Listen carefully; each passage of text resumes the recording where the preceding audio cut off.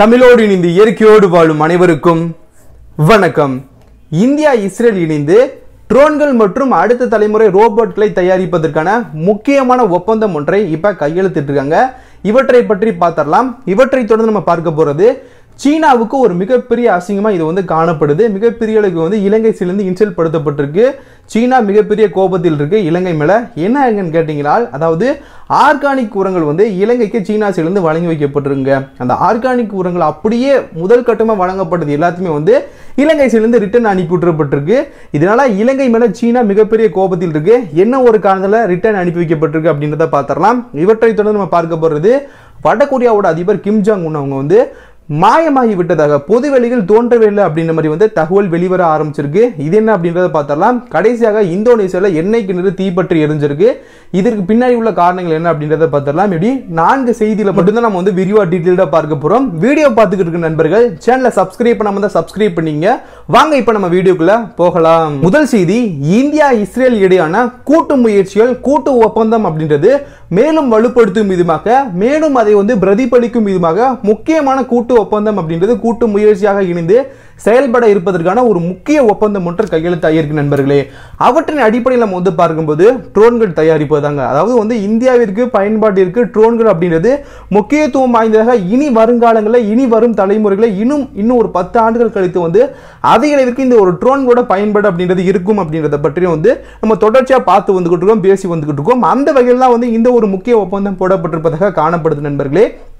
இப்ப போடப்பட்டிருக்க இந்த ஒரு ஒப்பந்தத்தின் படி நம்ம பார்த்தோம்னா ட்ரோன்கள், அதாவது அடுத்த தலைமுறைக்கான ட்ரோன்கள் மற்றும் ரோபோட் மற்றும் குவாண்டம் கணினிகள் மற்றும் சுய நுண்ணறிவு திறன் போன்றவற்றை இணைந்து தயாரிப்பதற்காக, அதாவது இஸ்ரேல் மற்றும் இந்தியா இணைந்து கூட்டாக தயாரிப்பதற்கான முக்கியமான ஒரு ஒப்பந்தம் ஒன்றை போடப்பட்டிருக்கு. அவற்றின் அடிப்படையில் இந்தியாவோட பாதுகாப்பு ஆராய்ச்சி மற்றும் மேம்பாட்டு அமைப்பும் இஸ்ரேலோட பாதுகாப்பு ஆராய்ச்சி மற்றும் மேம்பாட்டு இயக்குநரகம் இணைந்து இந்த ஒரு ஒப்பந்தத்தில் கையெழுத்திட்டிருக்கு. அவற்றின் அடிப்படையில் நம்ம பார்க்கும்போது நம்மளோட சைடு DRDO தலைவர் சதீஷ் ரெட்டி அவங்களும், அப்புறம் DRDND டேனியல் கோல்ட் அவங்களும், அதாவது இரு நாட்டு சைடில் இரு நாட்டோட பாதுகாப்பு துறை மற்றும் மேம்பாட்டு அமைப்பின் தலைவர்கள் இணைந்து இந்த ஒரு ஒப்பந்தத்தில் கையெழுத்திட்டிருக்காங்க. அவற்றின் அடிப்படையில் இந்த ஒரு ஒப்பந்தத்தின் மூலமாக இணைந்து தயாரிக்கப்படும் ஒவ்வொரு தலைமுறைக்கான சில முக்கியமான முயற்சிகள், இந்த ஒரு ட்ரோன்கள் சரி ரோபோட்கள் சரி போன்றவற்றை இணைந்து இரு நாடுகள் பயன்படுத்திக் கொள்ளக்கூடிய வகையில் தயாரிக்க இருப்பதாக தற்போதைக்கு இந்த ஒரு ஒப்பந்தின் அடிப்படையில் நமக்கு தெரிய வந்திருக்கு நண்பர்களே. அடுத்து அப்படி நம்ம சீனா சைடிலிருந்து வழங்கி வைக்கப்பட்ட ஆர்கானிக் உரத்தை அப்படியே வந்ததை இலங்கை சைடிலிருந்து ரிட்டர்ன் அனுப்பி விடப்பட்டிருக்கு. இதை பற்றி பார்க்க ஆரம்பிக்கலாம். பொதுவா இலங்கைக்கும் சீனாவுக்கும் இடையான உறவு அப்படின்றது எப்படிப்பட்டது அப்படின்றது நம்ம எல்லாருமே தெரிஞ்சிருக்கும். சீனா விரித்த கடன் வழியில் உறவு அப்படின்றது மேலும் வளர்ந்து நம்ம பார்த்திருப்போம். சரி, ஓகே, இதெல்லாம் நம்ம பேச ஆரம்பிச்சா பெரிய அளவுக்கு கதை போகும். இதை நம்ம ஒரு புறம் வச்சிடலாம். இப்போ என்ன நடந்திருக்கு அப்படின்றத பார்த்தோம்னா, இலங்கை ஆர்கானிக் மூலம் விவசாயம் செய்யும் நாடாக இலங்கையை மாற்றும் ஒரு முயற்சியில் சீனா மும்பரமா இறங்கியிருக்கு நண்பர்களே. அவற்றின் அடிப்படையில் தான் சீனா மற்றும் இலங்கை இடையே ஆர்கானிக் உரங்களை சீனா சைடிலிருந்து வழங்கி வைப்பதற்கான ஒப்பந்தம் அப்படின்றது போடப்பட்டிருக்கு. இந்த ஒரு ஒப்பந்தின் முதல் கட்டமாக டெலிவரி செய்யப்படும் ஒரு நகர்வு எடுக்கணுங்க.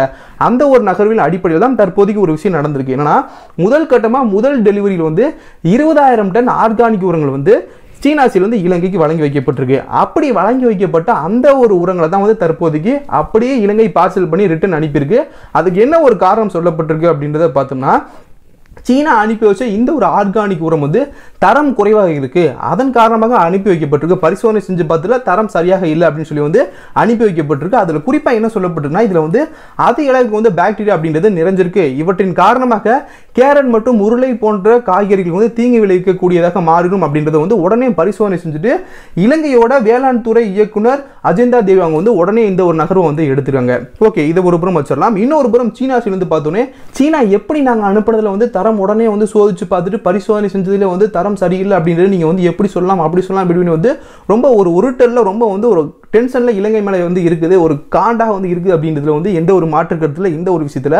ஆனால் இது எல்லாமே ஒரு புறம் இருந்தாலும் மற்றொரு புறம் இங்கிட்ட நம்ம பாகிஸ்தானுக்கு வர நண்பர்களே. அதாவது இப்ப இலங்கைக்கு பதிலாக பாகிஸ்தானோட இந்த ஒரு ஒப்பந்தம், அதாவது சீனா இந்த மாதிரி ஆர்கானிக் உரங்களை பாகிஸ்தானுக்கு வழங்குறதா இருந்துச்சுன்னா, இப்ப இந்த ஒரு நேரத்தில் இந்த ஒரு முதல் டெலிவரியில பாகிஸ்தான் என்ன மாதிரி நகர்வு எடுத்திருக்கும், அதாவது வந்ததுக்கு அப்புறம் பரிசோதனை செஞ்சதுல தரம் அப்படின்றது இந்த மாதிரி குறைவா இருக்கு அப்படின்றது கண்டுபிடிக்கப்பட்டதுக்கு அப்புறம் இதை நம்ம யூஸ் பண்ணலாமா இல்ல வேணாமா இல்லை நம்ம வந்து அனுப்பலாமா வேணாமா, அனுப்புனா சீனா ஏதாவது கோச்சுக்குமா, இல்லை வேற ஏதாவது விஷயத்தில் வந்து நமக்கு வந்து பழி வாங்குமா, இல்லை பிரச்சனை ஆயிருமா அப்படின்ற மாதிரி வந்து ஒரு யோசனை வந்து அனுப்பலாம் வேணாமா அப்படின்ற ஒரு நகர்வுலே வந்து இருக்கும். பட் இலங்கையோட இந்த ஒரு வேகமான நகர்வு அப்படின்றது எல்லாரும் கவனிக்கக்கூடிய ஒன்றாக இந்த ஒரு நேரத்தில் மாற ஆரம்பிச்சிருக்கு நண்பர்களே. அடுத்து அப்படி நம்ம வடகொரியாவிற்கு ஒரு நண்பர்களே.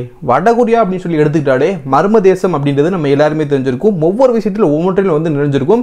இப்போ இந்த ஒரு நேரத்தில் என்ன நடந்திருக்கு அப்படின்றத பார்த்தோம்னா, அதாவது வடகொரியாவோட அதிபர் கிம் ஜாங் உன் அவங்க இருக்காங்க, அடிக்கடி வந்து மாயமாயிருவாரு. அந்த வகையில் தற்போதைக்கு பார்க்கும்போது கடந்த அக்டோபர் மாதம் ராணுவ கண்காட்சியில் தான் வந்து அவர் வந்து கலந்து கொண்டிருக்காரு. அப்பதான் அவர் கலந்து கொண்ட ஒரு பொது வெளியில், கடைசி பொது வெளியில் கலந்து கொண்ட ஒரு நிகழ்ச்சியாக அது வந்து காணப்படுது. அதற்கப்புறத்துல வந்து அவர் வந்து பொது வெளியில இன்ன வரைக்கும் வந்து பார்க்கவே முடியல அப்படின்ற மாதிரி வந்து கேள்விகளும் சில சந்தேகங்களும் கிளம்ப ஆரம்பிச்சிருக்கு. அவற்றின் அடிப்படையில் உடல்நல குறைபாடு ஏதாவது வந்து ஏற்பட்டிருக்குமா அப்படின்ற கேள்விகளும் ஒரு புறம் வந்து எழ ஆரம்பிச்சிருக்கு.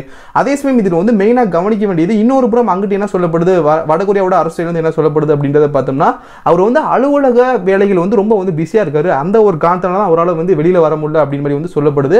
பட் எதுவா இருந்தாலும் கடைசியா நம்ம வந்து கவனிக்க வேண்டியது என்ன அப்படின்றத பார்த்தோம்னா, அடுத்த மாதம் இதை பற்றிய உண்மையான தகவல் வெளிவந்துரும். அவர் வந்து வெளி உலகத்தில் வந்து கண்டிப்பா வந்து வருவதற்கான வாய்ப்பு இருக்கு அப்படின்னு மாதிரி வந்து காணப்படுது.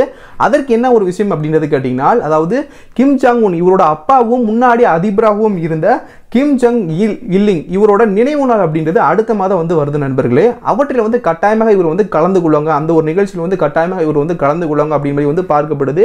அதனால வந்து அதில் வந்து தெரிஞ்சிடும் அப்படின்னு வந்து சொல்லப்படுது. இதே வேளையில் நம்ம கவனிக்க வேண்டியது என்ன அப்படின்றத பார்த்தோம்னா, 2014ஆம் ஆண்டு இதே மாதிரி வந்து 6 வாரங்களை வந்து பொது வழியில் வந்து பொது நிகழ்ச்சியில் வந்து அவர் வந்து கலந்து கொள்ள அதற்கப்புறமா வந்து கெத்தா வந்து நின்றுருக்காரு. அதற்கப்புறம் அவர் வந்து எந்த ஒரு பிரச்சனை இல்லை அப்படின்ற மாதிரி வந்து மக்கள் மத்தியில் மனசுல வந்து தூண்டி இருக்கு. அதே மாதிரி வந்து இந்த தடவை வந்து நிப்பாரு அப்படிங்கிற மாதிரி வந்து தற்போதைக்கு தகவல் வெளிவர ஆரம்பிச்சிருக்கு நண்பர்களே. கடைசியாக இந்தோனேசியாவில் ஏற்பட்ட தீ விபத்து மட்டும் பார்த்துட்டு வீடியோ முடிச்சுக்கலாம் நண்பர்களே. அதாவது இந்தோனேசியாவில் சிலோகேப் நகரில் பெர்டமினா அப்படின்ற எண்ணெய் சுத்திகரிப்பு நிறுவனத்தில் நம்ம வந்து பார்த்தோம்னா திடீர்னு தீ விபத்து அப்படின்றது ஏற்பட்டிருக்கு. அப்படி ஏற்பட்ட அந்த ஒரு தீ விபத்துல திடீர்னு அந்த தீ வந்து காட்டு தீ போல வந்து நாலாபுரமும் வந்து சூழ்ந்து வந்து பரவ ஆரம்பிச்சிருக்கு. இதனால வந்து அந்த இடம் ஃபுல்லா வந்து இருட்டா இருந்த அந்த ஒரு நேரத்தில் வந்து ரொம்ப வந்து ஒரு பிரதிபலிப்பா காலை நேரத்தில் சூரிய ஒளிப்பட்டால் எப்படி இருக்குமோ அந்த மாதிரி வந்து வெளிச்சமாக மாற ஆரம்பிச்சிருக்கு. அந்த ஒரு தீ விபத்தின் காரணமாக உடனே மீட்பு பணி அப்படின்றது நடைபெறுது. உடனே அங்க இருந்தவர்களோட மெயினான நகர்வு என்ன அப்படின்றத பார்த்தோம்னா, அதாவது அங்க இருக்க மக்களை உடனடியாக சேஃபா அங்கிருந்து வந்து வெளியேற்ற வேண்டும் அப்படின்ற ஒரு மெயினான ஒரு நகர்வு தான் வந்து இருந்திருக்காங்க. அப்படி எடுத்த அந்த ஒரு நகர்வின் காரணமாக பெரிய அளவுக்கு உயிர் சேதம் அப்படின்றது தற்போதைக்கு தவிர்த்திருப்பது ஒரு தகவல் வெளிவந்திருக்கு நண்பர்களே.